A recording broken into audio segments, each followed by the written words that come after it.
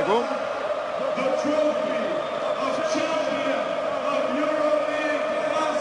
Περνάει μεγάλη στιγμή. Φραγκίσκος φυλάει το κύπελο. Αλβέρτης. Και το σηκώνει στον ουρανό του Άκα. Ο παίκτης σύμβολο του Παναθηναϊκού.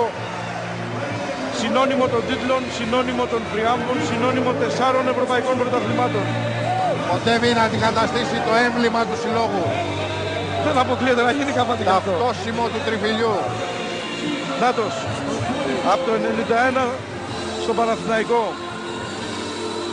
8 Final Four. Η σειρά του Προέδρου Παύλος Γιαννακόπουλος. Ο άνθρωπος που στήριξε τον Παναθηναϊκό, που τον μεγάλωσε. Σαμπάνιες ρέουν άφθονες. Από τα χέρια του Μπατίστ, ο οποίος βεβαίως δεν θα αφήσει κανέναν αύριο. Θανάσης το παίρνει στο σπίτι. Το πάει σπίτι. Μήπως πρέπει να το πάρουν και οι παίχτες, κάτι ξέχασε. Όχι, στον κόσμο το πάει. Δεν το πάει. Το πάει στον κόσμο όμως. Στον κόσμο πάει.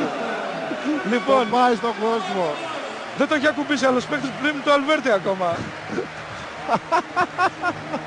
Εδώ είναι οι σκηνές. Θα το δώσει άραγε. Εδώ είναι φοβερές σκηνές ανεπανάληπτες. Θα το πω λαϊκά, Φίλιππε, το πλήρωσε και το δικαιούται. Το πλήρωσε και το δικαιούται. Και το έχει χρυσοπληρώσει αυτό το κύπελλο.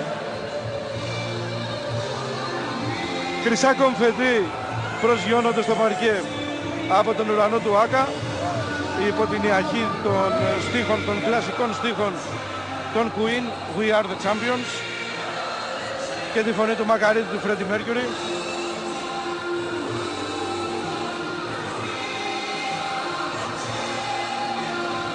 Ντελκ 11 χρόνια πριν το είχε ξαναζήσει με το Κεντάκι. Το ξαναζήσει στη δύση της καριέρας του. Εδώ από τα μίνι κύπελα σαμπάνια, η πρώτη σαμπάνια, γιατί φαντάζομαι ότι απόψε σε κάποιο